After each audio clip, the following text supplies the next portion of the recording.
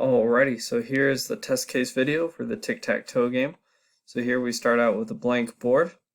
And so we'll just start the game. So X goes first. See, that's great. Then O goes. And we can say X goes again. 2. But so that's the first test case. So now let's say, oh, let's see, we want to quit out of here. So we quit. It's like, okay. But then we can load it up again, and the file right here saved the previous board, which we can see down here. So then we get a prompt, well, do you want us, return to the previous game? Well, I do. So we start up again. So here will be O's turn. So we have 5. O goes, and now let's make X win. This will be the third test case. So let's go for number 3. It says, hey, look, X won, which is great.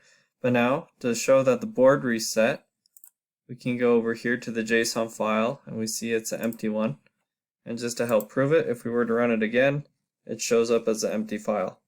And there is the test case video.